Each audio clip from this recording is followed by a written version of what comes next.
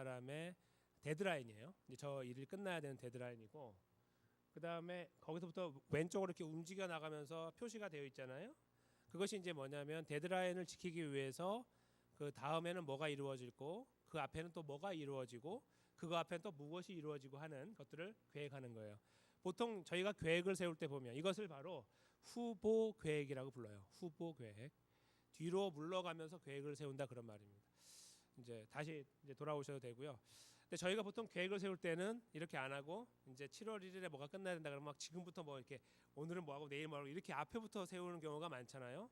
근데 저렇게 후보 계획을 세우면 굉장히 정밀하게 세우게 되고 그 다음에 생각을 많이 하게 됩니다. 근데 저 계획은 보편적으로 후보 계획이라는 말은 저희가 안 쓰고요. 어디에서 많이 쓰냐면 군대에서 쓰는 용어입니다. 저도 저걸 군대에서 배웠고 네, 저렇게 후보 계획에 따라서 군대를 이렇게 운영한 적이 있었습니다. 근데 그렇게 하다 보니까 많은 것을 배웠고 많은 것을 이게 얻게 되어서 제가 군대를 마쳤는데도 지금까지 20년이 훌쩍 지났는데도 지금도 저대로 계획을 세우고 있습니다. 항상 뭐가 있으면 거꾸로 계획을 세워서 이렇게 계획을 그때까지 반드시 할 수 있도록 그렇게 노력을 합니다. 굉장히 좋은 거죠. 그래서 이제 실제로 저게 매니지먼트 하는 분들, 매니지먼트를 배우는 분들은 지금도 아마 배우실 거예요. 거꾸로 가는 거. 저걸 영어로 backward planning이라고 불러요. backward. 뒤로 보면서 세우는 계획이다. backward planning이라고 하는 하나의 분야가 있어요. 매니지먼트에. 저렇게 하시는 분들이 많이 있고요. 그러니까 군대 용어만은 아니고 생각을 열심히 하고 좀 나는 굉장히 정밀하게 계획을 하고 산다라고 하는 분들은 많이 하시는 계획이에요. 그러니까 학교에서도 가르치는 거 배우는 부분이기도 하지만 여기 계신 분들도 어쩌면은 저 백워드 플래닝에 익숙하신 분들이 계실 겁니다. 그래서 꼭 하기 위해서 뒤로 계획을 하는 거예요. 그래서 이때까지 해야 된다. 만약에 저희가 시간의 여유가 있다면 어떻게 하겠습니까? 데드라인이 July 1st다. 그러니까 7월 1일이라고 하면은 저 같은 경우는 지금부터 한 달 넘게 남았으니까 어떻게 할 거냐면 저 같은 경우는 한 5일 정도는 놔둘 것 같아요. 앞에다가. 그러니까 데드라인 앞에 5일 정도까지 딱 끝내서 그때까지 일을 마치고 5일 동안은 리뷰를 하겠죠. 이렇게 살펴보고서 부족한 것이 없는지를 보면서 그 계획이 절대로 틀리지 않도록 이루어질 수 있도록 할 것 같아요. 뭐 그런 식인 거죠. 그러니까 뒤로부터 오다 보면 많은 것들을 예상하고 생각하고 또 미리 가늠해서 계획을 잘 세울 수가 있습니다. 성경에서 저희는 오늘 본문에서 바로 이 백워드 플래닝의 마스터를 만납니다. 이 후보 계획의 마스터, 진정한 후보 계획의 강자, 지존을 만나게 되는 거죠. 바로 그분이 우리가 모시고 있는 하나님이신데 그 하나님의 백워드 플래닝, 즉 후보 계획이 이 텍스트 안에서 본문 안에서 무엇을 말하고 있으며 어떻게 보여지고 있으며 그것이 우리에게 주는 의미는 도대체 무엇인가? 그래서 그것이 저희들의 앞으로 살아가는 오늘날의 삶과 내일의 삶에는 어떤 영향력을 발휘할 것인가? 그걸 저희가 기대하는 마음을 가지고 말씀 속에 들어가서 그 하나님을 발견하고 그 하나님을 다시 한번 확인하는 시간 또 다시 한번 하나님 앞에 의탁하는 시간을 가지려고 합니다. 그런 기대감을 가지고 저희가 말씀 안으로 들어가겠습니다. 오늘 저희가 읽은 이 본문은 굉장히 긴 본문이긴 하지만 세 가지 내용을 다루고 있다라고 제가 먼저 부담을 덜어드리기 위해서 말씀을 드리겠습니다. 그러니까 큰 내용이지만 세 가지밖에 안 나옵니다. 한 가지는 할례, 두 번째는 유월절, 세 번째는 새로운 밥 이거죠. 새로운 식량, 먹을거리 이거죠. 그 세 가지가 나오고 있다 이렇게 생각하시면 되겠습니다. 처음에 나와 있는 내용을 보면 1절은 좀 다르죠. 1절은 상황적인 면을 설명하고 있는데 이스라엘 사람들이 요단강을 건너서 이제 여리고 평야에 이제 이렇게 진을 치고 있었습니다. 거기를 또 길갈이라고 부르는데 거기에 진을 치고 있을 때에 사람들의 환경이 어떠했는지를 설명하는 겁니다. 주변의 사람들이 이스라엘 사람들이 그렇게 강을 건넜다는 소식을 듣고서 간담이 서늘하게 됐습니다. 녹았다는 거죠. 생각이 스탑되고 그리고 두려움에 떨게 됐다라고 1절이 쓰고 있는 겁니다. 근데 보편적인 사람들만이 아니라 왕들이 그랬다. 어디까지 포함하는 거냐면 이 말은 요단강 건너편만 저쪽 동쪽만이 아니고 또 요단강의 서쪽인 가나안 땅에 있는 사람들도 말하는 거예요. 모두가 일파만파 퍼진 소문을 듣고 두려움에 떨었다는 것입니다. 왜요? 강을 그렇게 가르는 신은 본 적이 없거든요. 강을 가르는 신은 본 적이 없어요. 본인들이 아무것도 증명하지 못하는 것은 많이 주장했어요. 하늘에서 비가 내리는 거는 우리 바알이 도와주는 거야, 아세라가 도와주는 거야 이런 거 했거든요. 근데 비가 내리면 봤지 그게 뭡니까? 하나님이 하신 건데 그렇게 했다고 믿어요. 그런데 예전에 엘리야 선지자 시대에 하나님께서 비가 3년 동안 오지 않도록 하신 적이 있어요. 그때 3년여 동안. 근데 그때에 사람들이 뭘 했겠습니까? 바알 선지자, 바알을 믿는 사람들과 아세라를 믿는 사람들이 무엇을 했겠어요? 비를 달라고 졸랐겠죠. 그들은 조르는 방법의 마지막은 뭐냐면 칼을 가지고 자기 몸을 찌르는 거였어요. 피를 내야 신이 그래도 좀 감동한다는 거죠. 그래도 비가 왔습니까? 안 왔습니까? 안 왔어요. 무슨 말씀이냐면 아무것도 증명하지 못하는 거예요. 자기들도 증명할 것이 없어요. 그냥 내리면 우연의 일치죠. 봤지, 비가 왔지 이렇게 말하는 그런 허무맹랑한 주장을 갖고서 왔던 사람들, 그런 사람들이에요. 그런데 그런 사람들이 보니까 강이 갈라진 거는 처음 봤거든요. 이런 역사는 없는 거예요. 고대 근동에 그 사람들이 본 적이 없는 역사. 강이 갈라졌대. 예전에 40년 전에는 홍해를 갈랐다면서 저 멀리서 그거야 믿을 수 없을지도 모르지만 강을 갈랐다는 거 듣고서 깜짝 놀라는 거예요. 그래서 우리와 다른 신을 섬기고 있다는 것이 그들에게 두려움이 되는 거예요. 왜요? 저들이 믿고 있는 신은 강을 가르는데 내가 믿는 신은 강을 못 가르거든요. 한 번도 가른 적이 없으니까. 그러면 싸우면 누가 이겨요? 저들이 이기는 거죠. 그러니까 그러한 두려움이 그들 안에 생성돼 가지고 그들의 생각의 끝자락에 가면 정신을 잃었더라 이겁니다. 정신을 잃었어요. 그러니까 망연자실했다는 표현 아시죠? 넋이 나가고 이렇게 있는 거. 야 치면은 이렇게 하는 그렇게 망연자실 아니에요? 정신이 나간 거예요. 그 정도로 그 모든 의지하던 것들이 손이 쫙 풀리는 것처럼 풀려졌더라라고 쓰고 있는 겁니다. 근데 그런 와중에 이스라엘은 무엇을 계획해야 되냐면 자 앞으로 갑시다. 빨리 갑시다.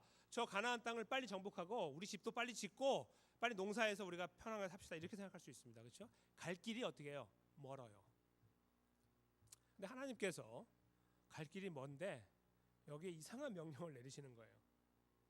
할례를 행하라. 할례는 남자분들에게만 해당되는 거죠. 근데 그 남자와 관련된 가정 전체가 해당되는 거예요. 그래서 남자가 할례를 받으면 가정 전체가 할례를 받은 것으로 하나님은 인지를 하셨습니다. 그러니까 대표되는 남자들이 할례를 받지 않은 이유가 무엇이었는지 오늘 본문에 나와 있는데 저희가 보니까 광야에서는 할례를 받을 수가 없었다 이겁니다. 광야에서는 텐트를 치고 생활했는데 보통 다 함께 모여갖고 해야 되거든요. 넓은 장소에 모여야 돼요. 그래서 일괄적으로 해야만 시간이 빨리 지나고 그 많은 사람들이 할 수 있는데 텐트에 모인 사람들을 모을 수 있는 장소가 없는 거예요. 그래서 광야에서는 할 수가 없었어요. 하고 싶어도 하나님이 그렇게 하라고 하지도 않았어요. 하지 못하기 때문에. 그래서 광야 39년 동안 원래 40년인데 39년 동안 할례를 행하지 않았고 그런 이유 때문에 할례를 행하지 않았다는 말은 유월절에 참석할 수 없다라는 의미가 또한 있어요. 유월절에 참석하는 그 자격 조건은 할례였거든요. 그러니까 할례 받지 않은 사람들이 유월절 음식을 먹으면 아웃인 거예요. 그래서 하나님이 그거 아시고 일단 할례를 행하도록 하셨습니다. 그러니까 오늘 본문에 보니까 할례를 행한 이후에 사람들이 낫기를 기다렸다라고 하죠. 어느 정도 시간이 지나야만 낫기 때문에 시간을 오래 두어야 된단 말이죠. 근데 그때 하나님이 하신 명령이 있습니다. 8절에 보면은 진중의 처소에서 처하여 낫기를 기다리는데 여호와께서 여호수아에게 이르시되 내가 오늘날 애굽의 수치를 너희에게서 굴러가게 하였다 하였으므로 그곳 이름을 길갈이라고 이제 하게 되고 그 길갈이라는 말하고 원래 그 여기 굴러간다는 말은요 발음이 되게 비슷해요. 그러니까 길날이거든요. 굴러간다는 건 길날. 그리고 여기는 길갈. 그래서 비슷하니까 그냥 그렇게 해가지고 의문을 따가지고 그냥 길갈로 짓게 되는 거예요. 그 이해하기 편하고 기억하기 편하게 그렇게 지어주신 다음에 그 10절에 보시면 이스라엘 자손들이 길갈에 진쳤고 그달 14일 저녁에 여리고 평지에서 유월절을 지켰다. 이렇게 10절이 기록하고 있죠. 지금 할례를 받은 하나님 백성들이 고통 가운데 있는데 하나님께서 유월절을 지키도록 이제 여호수아에게 이제 말씀하셔서 그걸 통해서 지키게 됐겠죠. 근데 그 과정을 한번 생각해 보세요. 유월절을 지키기 위한 방법 그 과정에 들어가야 되는 굉장히 중요한 한 가지는 양을 잡는 거죠. 양은 누가 잡을 수 있냐면 좀 힘이 센 어른들이 잡을 수 있어요. 근데 이제 할례를 받는 사람을 생각하면 물론 어린 아이부터 이제 남자가 다 그 대상이 되면은 실제로 40년이니까 나이 40 된 사람까지인 거예요. 그렇죠? 그러면은 좀 힘께나 쓰는 사람들은 전부 다 할례를 받아서 어떻게 돼요? 지금 다 누워 있어야 되는 거예요. 그러면 실제로 칼을 들고서 양을 잡아야 되는 사람은 누구냐면 40 이상 된 사람들, 물론 젊지만 그러나 인력이 부족하죠. 인력이 부족해요. 그러니까 완전히 남자들은 40 이하는 전부 다 누워 있어야 되는 상황에 이 뭐죠? 그 40 이상 된 사람들은 이제 그 할례를 받지 않아도 되기 때문에 일을 할 수 있어요. 근데 여기에 잠깐 저희가 추가적으로 생각할 것은 이제 여자분들도 있을 거 아니에요. 그리고 이제 여성분들도 계신단 말이죠. 그러니까 이제 그들이 합해서 준비했겠지라고 생각하지만 생각보다 어려웠다 이거예요. 포인트는 6월절을 하기 위해서 200만 가까이 되는 사람들이 집도 아직 없고 그런데 다 같이 모여갖고 양을 잡는다고 하면 얼마나 혼란하겠습니까? 그리고 힘도 없는 사람들이 모여가지고 양을 잡아야 되고 준비하는 시간들도 많이 들고 그런 거예요. 근데 그때에 하나님의 말씀을 따라서 6월절을 지킨다고 하면 아주 곤란하다는 거예요. 이렇게 말할 수 있어요. 하나님, 알겠습니다. 우리가 6월절 지키는 거 누가 안 하고 싶다고 합니까? 지키겠습니다. 좀 집 좀 짓고 하겠습니다. 아니면 지금은 아닌 것 같습니다. 하나님, 들어보십시오. 다 지금 누워 있는데 여기서 어떻게 6월절을 지킵니까? 이번에 스킵하고 다음 달에 할게요. 이렇게 할 수 있죠. 그런데 하나님께서 말씀을 하신 걸 따라서 6월절을 언제 지켰냐면 그달 14일에 지켰다라고 현재 쓰고 여기 본문에 쓰고 있는 것을 저희가 이제 잠시 생각해 보게 됩니다. 그달 14일이라는 것이 뭐냐면 하나님께서 6월절을 명령하실 때 반드시 첫 달이 이제 이스라엘 사람들에게 첫 달은 니산이라고 불러요. 니산. 죄송합니다. 예, 니산입니다. 니산월인데 니산월이 오늘날 우리로 하면은 1월이에요. January. 1월을 니산이라고 부르는데 니산월에 14일 14번째 되는 날을 그들에게는 첫 달로 여기고 그날을 6월절 지키라고 했어요. 그러니까 이 니산월에 그들이 지켜야 되는 그 6월절을 하나님께서 그날 지킬 수 있도록 하셨어요. 이게 이제 후보 계획을 하신 거예요. 잘 보세요. 이스라엘 사람들이 광야에 있는데 이제 강을 건너서 여리고에 와서 가나안 땅으로 들어왔습니다. 그러면 거기에서 하나님께서 많은 것들을 하고 싶으실 거예요. 그렇죠? 여러 가지 일들을 하실 것이 있는데 하나님이 반드시 하고 싶었던 것이 있었어요. 그거는 가나안으로 오기 전에 출발하는 그때에 애굽 땅에서 했던 거였어요. 애굽 땅에서 하나님께서 말씀하신 것은 내가 너희를 구원하여 너희 하나님이 되고 너희와 동행하여 너희를 약속의 땅으로 들어가게 하겠다라는 거였습니다. 근데 그걸 하나님이 종지부를 딱 찍고 싶으신 거예요. 도장을 하나 딱 찍고 싶으신 거죠. 근데 그 작업은 뭐 파티를 열고 고기를 주고 이런 걸로 되는 게 아니에요. 그들이 했던 거, 그들이 정말 극적으로 했던 그것을 다시 하는 걸 통해서 그들이 알게 되는 건데 바로 6월절이에요. 그럼 6월절을 지키려고 하면은 이제 14일에 지키려고 하면은 날짜도 계산을 해야 돼요. 하나님이 후보 계획을 세우는 거예요. 14일 이날 해야 된다. 그러면 그때부터 며칠 전에 할례를 해야 되는 거예요. 그렇죠? 그리고 그 전에 어떻게 무슨 일이 또 일어나야 됩니까? 요단강을 건너야 되잖아요. 그러니까 14일을 위해서 하나님은 할례를 그 앞에 명령하셨고 할례하기 전에 할례를 예를 들어서 저기 강 건너편에서 하라고 했었다고 생각해 보십시오. 그러면 또 복잡하단 말이에요. 근데 강을 건넌 다음에 할례를 행하고 그러니까 강을 건너는 일 전에 그러니까 그 할례하기 전에 강 건너는 일도 계획을 하셔야 되는 거예요. 날짜를 하나님 만들어 나가시는 거예요. 여호수아가 그걸 계산했겠습니까? 아니요. 그에겐 그런 머리가 없습니다. 그리고 그러면은 이스라엘 백성 중에 똑똑한 사람들이 했겠습니까? 아니요. 아무도 하지 않았습니다. 그저 하루하루 먹고 살기 바빴어요. 하나님만 하신 거예요.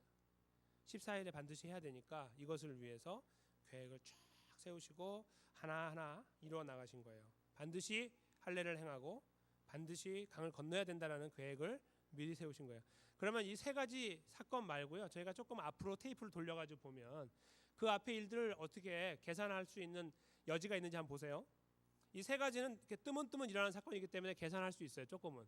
그렇지만 앞에 이루어진 일들, 다른 나라와 전쟁하는 일들, 땅을 차지하는 일들이 있었는데 그런 것들을 계산하는 것은 불가능합니다. 슈퍼컴퓨터가 있어도 불가능해요. 하나님께서 하신 그 계획하심과 이루어 나가시는 거는 사람이 상상할 수가 없어요. 이렇게 하나님 이렇게 하셨겠구나라고 상상할 수 없을 만큼 정확하다. 이렇게 볼 수 있습니다. 40년을 지킨다는 것도 마찬가지입니다. 하필이면 어떻게 40년을 그렇게 지키셨어요? 하나님 약속하셨으니까 지켰지만 약속하셨다고 지킬 수가 있을까요? 없을 수가 있죠. 돌발 상황이 생길 수가 있어요. 예를 들어서 앞에 있는 아모리 족속을 점령하는데 그들과 싸움이 지연될 수 있잖아요. 하나님이 계획하신 만큼 금방금방 정리가 안 될 수도 있어요. 그리고 예를 들어서 강을 건너기 전에 사람들의 의견을 모아야 되는데 그때 그들이 반란을 일으키면 어떡합니까? 그렇죠? 그 두 개의 반지파는 그곳에서 남아 있었는데 르우벤, 갓 그리고 므낫세 반지파가 남아 있었는데 그들이 그곳에서 그래도 우리는 가는 게 좀 무리인 것 같으니까 당신들 먼저 가시오. 우리 나중에 갈게요. 뭐 이렇게 하면 또 문제가 되는 거예요. 그렇죠? 시간이 지연될 만한 일들이 수도 없이 많았어요. 수도 없이 많았다고요. 그리고 그들은 광야를 살아가면서요. 장례식만 맨날 치렀어요. 40년 동안. 40년 동안 죽어야 되는 숫자가 100만 명이 넘었어요. 40년 동안. 그러니까 한 해에 죽어야 되는 숫자가 10만 명이 넘는 거예요. 한 20만 명 정도 죽어야 되는 거예요. 그러니까 한 해 동안이 아니고 그 10년 동안에. 그렇죠? 그러니까 얼마나 많은 사람들이 매일 죽어나갑니까? 왜 죽어야 됐죠? 그들이? 하나님 벌을 내리셨잖아요. 20세 이상은 다 죽으라고 하셨습니다. 다 죽어야 된다고. 그러니까 20세 이상가 다 죽었다고 저희가 전제할 때에 무슨 일이 벌어지는 거예요? 맨날 장례식이에요. 맨날.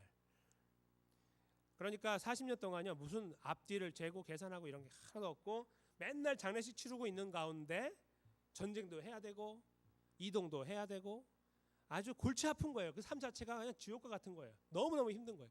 그 시간 속에서 있잖아요. 하나님이 그들을 인도하신 거예요.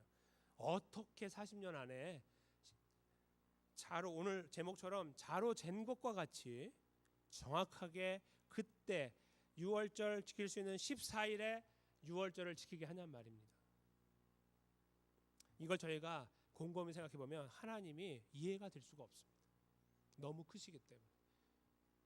저희가 좀 매스 좀 한다고 수학 좀 꽤나 한다고 하는 분들 여기 계실 것 같은데 계시겠죠? 한번 그런 머리가 팔팔 잘 돌아간다고 하셔도 시간이 지나면 어떻게 되십니까? 한 20년 지나시면 소위 녹이 쓰시죠. 잘 사용하지 않아도 그렇고 연세가 드시면 그렇게 되잖아요. 저희가 40년이라는 시간에 그 수학을 하면서 뭔가를 이렇게 이루어 나가는 것처럼 어려운 일이 없어요. 사람의 어떤 작은 하나의 사건을 놓고 본다고 해도. 그런데 전체 한두 가정이 아니라 수백만 가정, 수십만 가정의 그 사람들을 이끌어 나가시는 하나님, 이 역사하심의 그 역사하심 자체도 그렇지만 이것을 하나하나 그 이벤트 안에 끼워 넣는 하나님의 작업들은 기가 막힌 것입니다. 저는 그것을 이 본문 안에서 저희가 캐치하는 것이 필요하다고 봅니다. 하나님이 이렇게 계획을 하다가 오늘 이렇게 해볼까? 저렇게 해볼까? 이렇게 갑자기 즉흥적으로 일을 하시는 분도 아니고 일을 하다가 갑자기 플랜이 어그러졌어요. 그러면 플랜 B를 만드는 분도 절대로 아니에요. 하나님이 플랜 B, 대안적인 방법을 찾는 분이라고 했다면 하나님은 어떻게 하셨겠습니까? 창세기 1장, 2장까지는 괜찮지만 3장이 바뀌겠죠. 창세기 3장이 바뀌어야 됩니다. 어떻게 바뀝니까? 아담과 하와가 범죄하였더라. 하나님이 분노하며 갈아치우셨더라. 이렇게 쓰면 되죠. 제2의 아담을 만드셨더라. 그러면 되잖아요. 예수님이 오실 필요도 없고 아무 문제가 없습니다.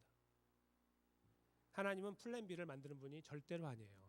한번 만든 플랜 A가 끝까지 가는 분이죠. 우리는 플랜 B를 만들고 플랜 C를 만들어야 돼요. 어그러지면 바꿔야 되니까 빨리빨리 갈아타야 되죠.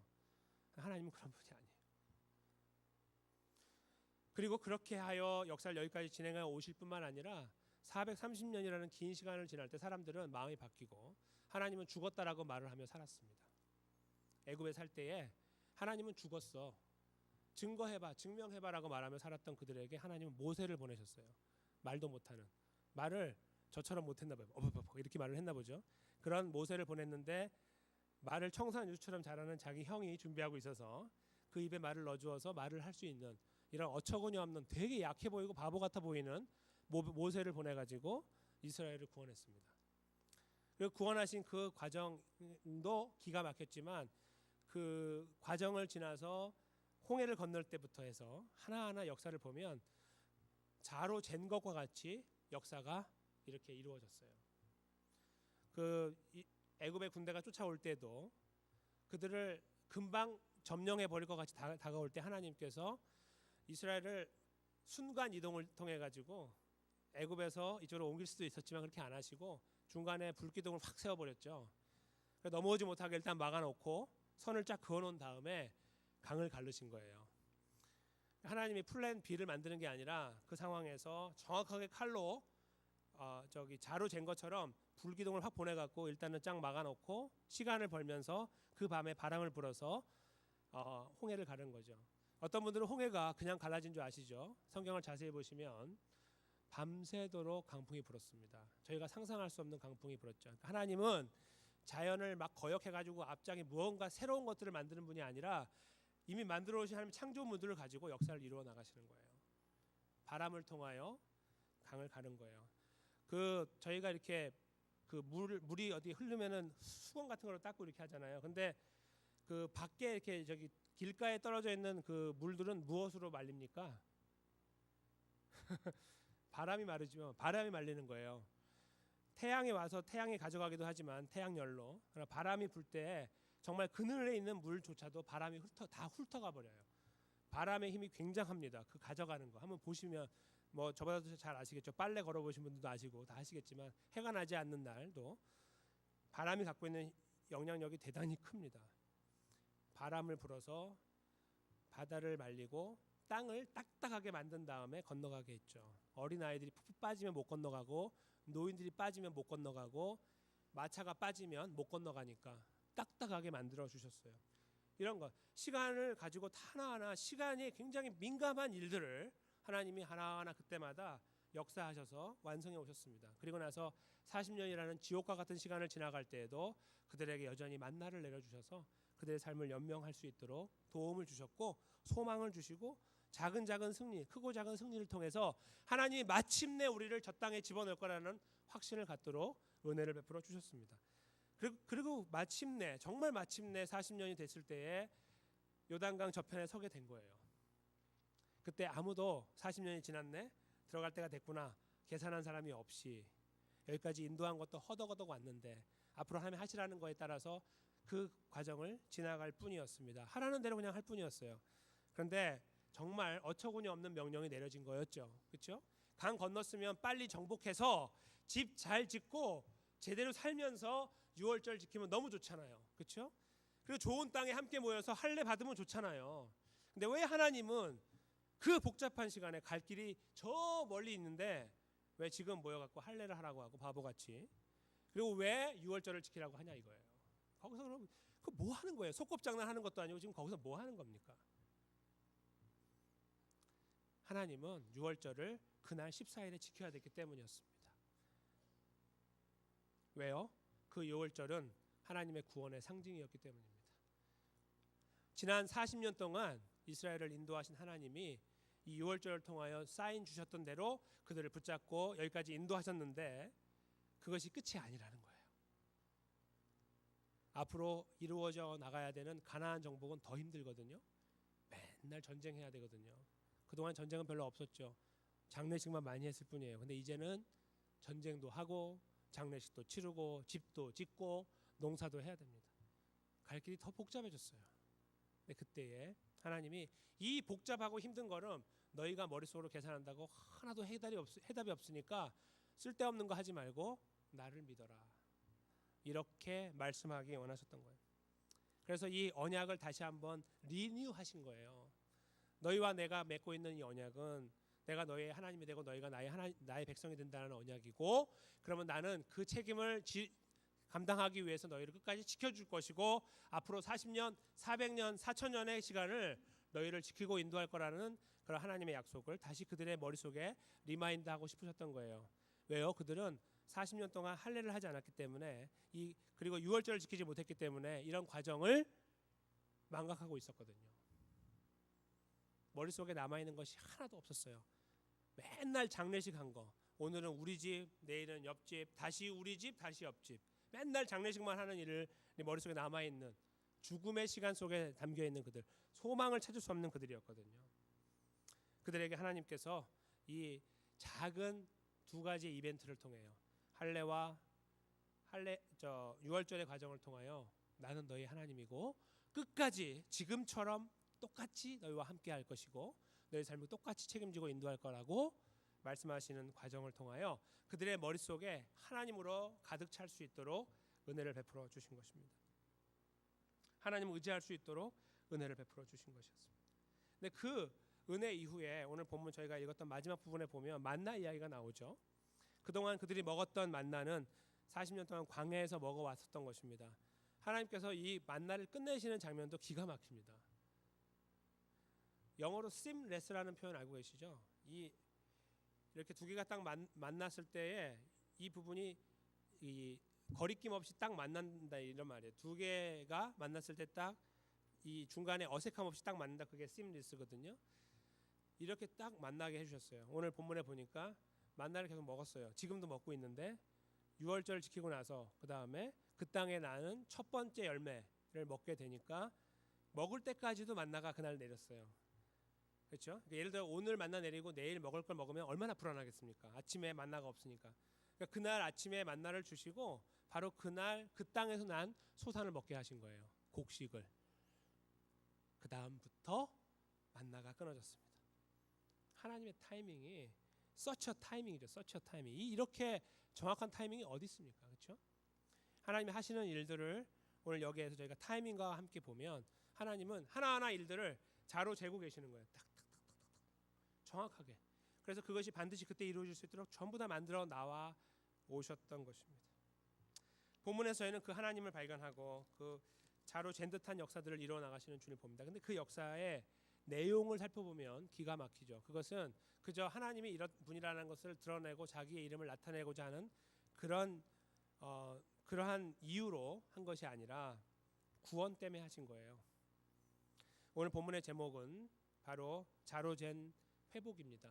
성경에서 구원을 말할 때 조금 다른 용어로 쓸 때가 회복이라고 써요. 왜요? 저희는 다 망가졌는데 우리를 회복하신 거거든요. 하나님과 우리 관계가 다 망가졌는데 우리가 회복된 거거든요. 그것이 바로 구원이에요. 돈 잘 벌고 잘 먹고 잘 사는 게 구원이 아니고요. 하나님과 우리 관계가 회복된 것이 구원입니다. 그래서 그 하나님의 구원을 이루어 나가는데 회복을 이루어 나가는 데서 하나님은 절대로 양보하지 않았습니다. 그 어떤 것도 양보하지 않아요. 무조건 사람들이 이해하고 따라오건 이해하지 못하고 따라오건 무조건 드라이브를 거시는 거예요. 그것이 하나님이시죠. 오늘 본문의 내용에서 그냥 시간을 마음대로 해가지고 막 바꿔버리고 40년이 400년이 되게 하고 이렇게 만드는 것이 아니라 그냥 그 틀 속에서 정해진 틀 속에 사람들이 40년 동안 뭐가 일어나 보자 이러고 있을 때 그 안에서 하나님 원하시는 것들을 하나하나 차근차근 이루어 오셔서 결국은 그날 그때에 14일 그날 밤에 6월절을 지킬 수 있도록 하신 하나님의 역사. 양 하나 잡기도 힘든 그 상황 속에서 양을 잡게 하시고 피를 흘리게 하시고 고기를 먹게 하시고 어쩌면 많은 사람들이 누워서 먹었을지 몰라요. 그렇죠? 그런 상황들 하나님이 다 만드시고 반드시 그날 그 역사를 완성하신 겁니다. 그리고 그 역사가 구원의 문제만이 아니라 실제로 살아가는 먹고 사는 문제인 것을 증명하기 위하여 하나님이 하신 것은 바로 만나 문제. 그 문제를 해결해 주신 거예요. 사람들이 그런 거 머릿속에 생각이나 했겠습니까? 하나님 도대체 만나는 언제까지 내리는 겁니까? 이런 거 물어봤겠어요? 하나님 그러면 우리가 들어가서 한 15일 동안 주시면 되겠습니다. 뭐 한 달만 더 주세요. 뭐 이런 거 했겠습니까? 아니요. 뭐가 뭔지도 모르고 살아가는 거예요. 그냥.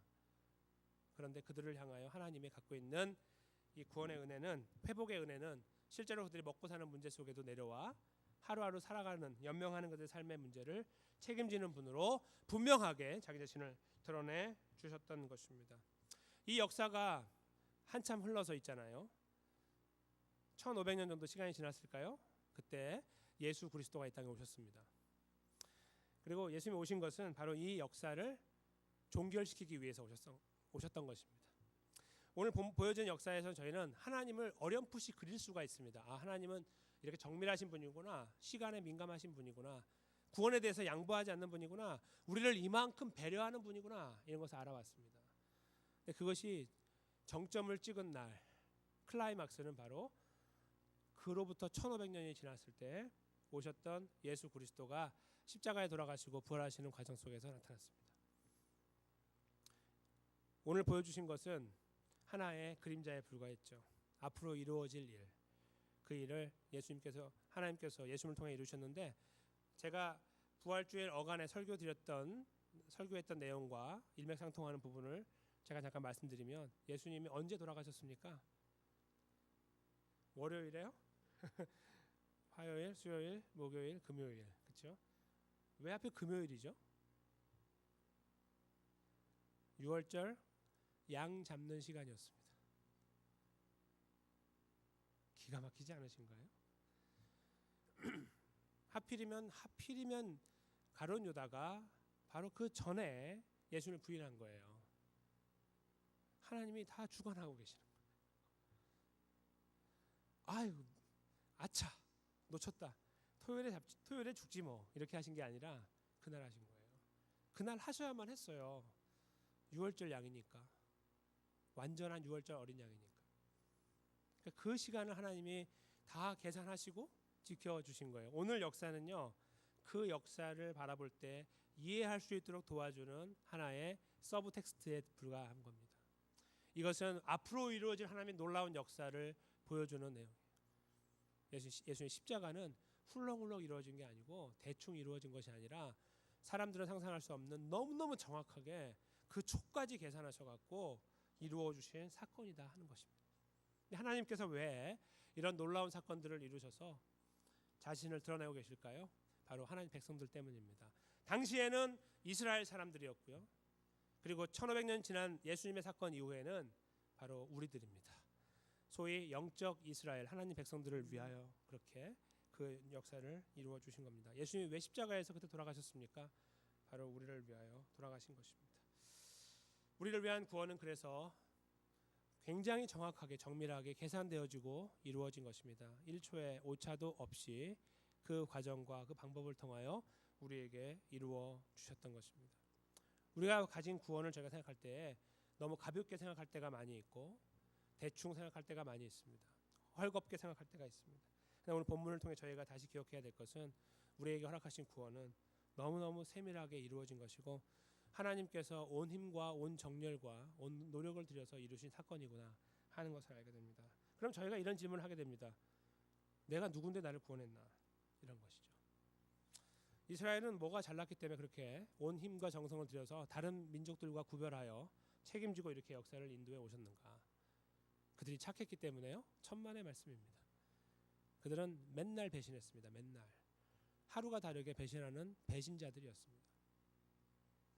하나님이 그들을 사랑하기로 결정했기 때문입니다. 너는 나의 백성이 되고 나는 너의 하나님이 된다. 하나님 혼자 맺으신 약속 때문에 전혀 그것을 반응하지 못하는 연약한 인간들을 끝까지 사랑하시기 위하여 모든 희생을 감수하며 역사를 이루셨습니다. 그 마침내 예수님이 돌아가셨어야 됐던 것이었죠. 그 구원의 여정 속에 바로 저희들도 있는 것입니다. 저희를 한번 돌아보시면 어떻습니까?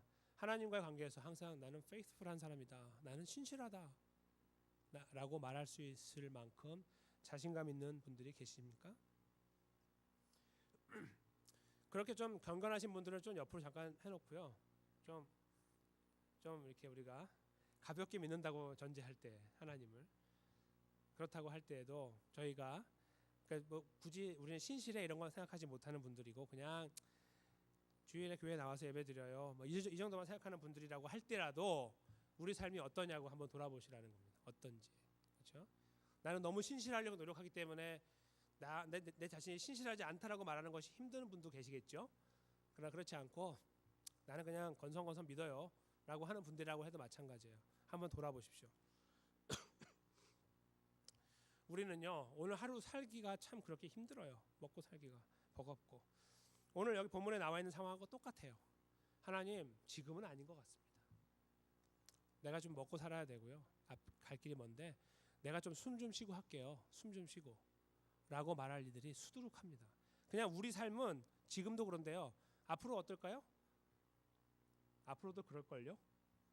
앞으로도 그러실 겁니다. 연세가 드셔도 다 이루었다 은퇴하셔도 그러실 겁니다. 이상하죠? 계속 기도 제목이 생기고 문제가 생기고 넘어야 될 일이 생기는 거예요. 아니 다 끝났는데 은퇴했는데 생기는 거예요. 그게 라이프예요. 오늘 여기 나와 있는 이 상황은요. 그래서 우리들의 삶 전체를 말하는 거예요. 어느 시간이 좀 지나면 괜찮죠? 천만의 말씀이에요. 절대로 안 그래요. 늘 그 자리에 가면은 될 것 같은 그때 가면 또 있는 거예요. 그래서 이렇게 말하죠. 하나님 요거만 넘고요. 요거만 지나고요. 하나님 요거만 지나고요. 하나님은 거기에 대해서 그래 그렇게 해라 라고 절대로 타협하지 않으십니다.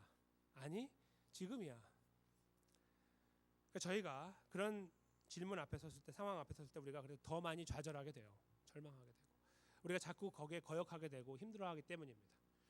우리의 계산이 더 맞다고 생각하고 주장하기 때문이고, 그래서 우리는 억지로 거역하려고 하고 가려고 하기 때문입니다. 그렇죠? 저도 그렇거든요.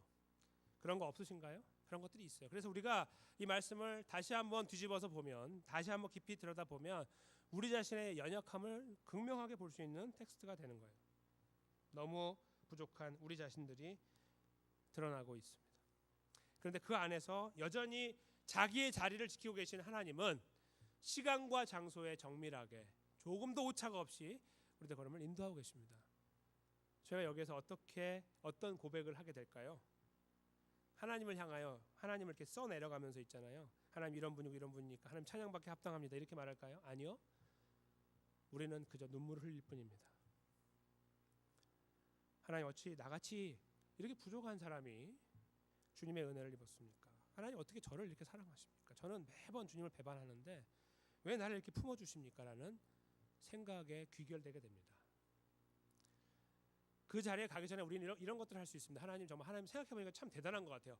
막 써내려가요. 막 이렇게 리스트를 만들어가지고. 근데 어느 순간 되잖아요. 그럼 그거 못 써요. 쓸 수가 없어요. 그냥 눈물만 납니다. 너무 위대하신 하나님, 너무 정밀하신 그분이 내 죄를 정밀하게 채찍질하면 따지고 질책하고 짓밟지 않으시고 불쌍히 여기시고 오래 참으심으로 우리를 지키고 계신다는 사실을 발견할 때 우리가 여기에서 하염없이 눈물을 흘리게 되는 거죠. 그 하나님의 은혜가 이 말씀 속에서, 그래서 다시 한번 말씀을 조명하다 보면은 그 생각을 저희가 할 수밖에 없다 하는 것입니다. 이렇게 하나님께서 저희들에게 이 말씀을 통해 알려주신 하나님의 정밀하심과 우리의 허접함, 그렇죠? 하나님의 진실하심과 우리의 불성실함, 이걸 대조하여 보여주시는 장면 속에서 우리는 하나님을 다시 만나게 됩니다. 근데 그것은요, 저희들에게 그저 하나님 만났으니까 됐지라는 것을 말하고 있는 것은 아닐 것입니다. 그렇죠?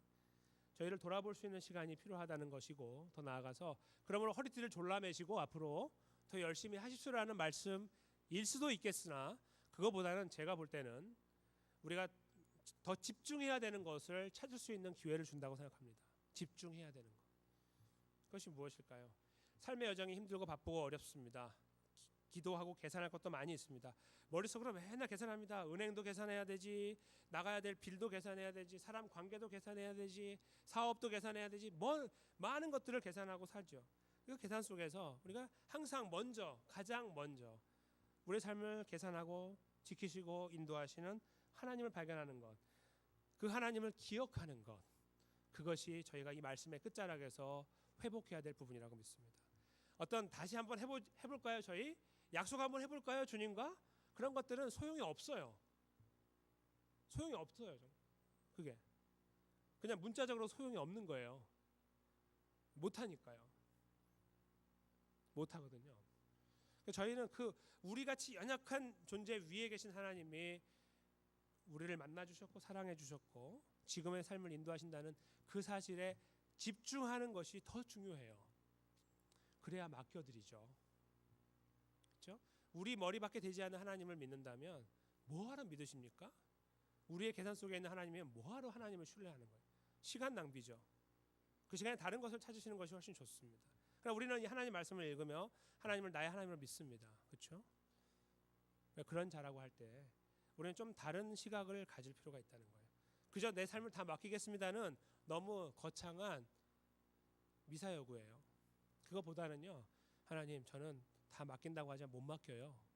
저 아시죠? 의심 많은 거. 그것을 솔직하게 고백하고, 그러나 하나님의 위대하심에 대해서 제가 방점을 찍겠습니다. 거기다 탁 위대하심, 거기다가 저는 부족하지만 그래서 제가 주님께 맡기겠습니다. 맡기고 싶습니다. 이렇게 기도할 수 있다면 저희는 새로운 스텝을 걸어나가는 자리에 설 수 있다고 믿습니다.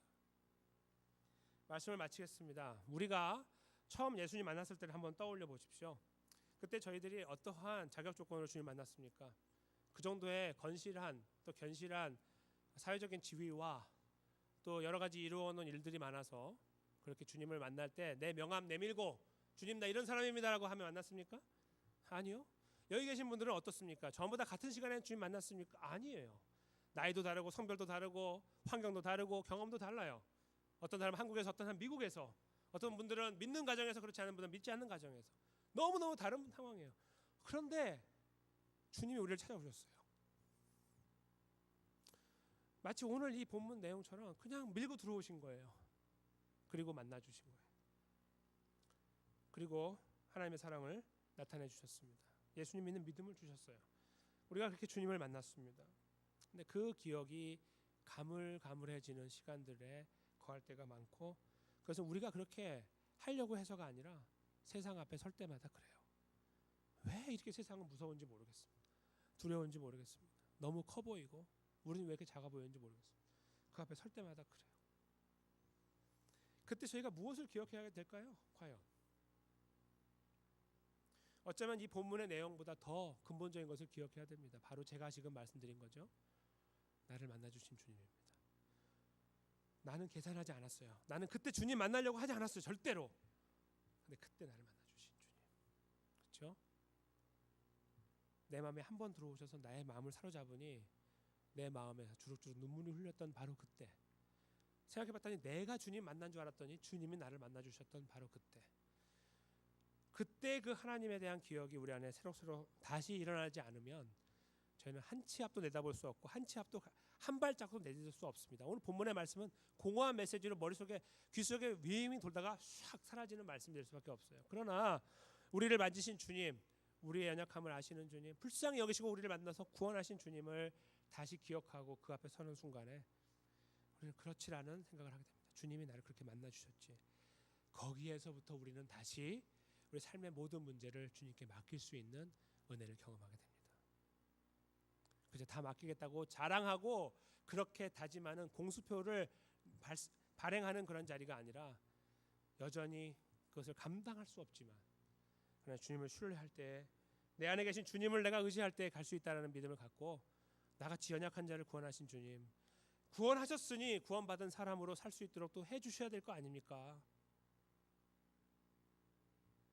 라고 주님께 우리 삶을 의탁할 수 있는 그런 자리에 저희가 설 때에 우리를 만지시는 주님, 격려하시는 주님, 불쌍히 여기시는 주님의 손길을 누리게 되고 경험하게 되고 이루어 나가시는 주님의 실제 역사 가운데 저희 모두가 더 구체적으로 세워지게 될 거라고 저는 분명하게 믿습니다. 그 믿음 위에 서서 저희가 다시 한번 하나님을 신뢰하도록 하겠습니다. 그 위대하신 하나님을 바라보도록 하겠습니다. 이 시간에 잠시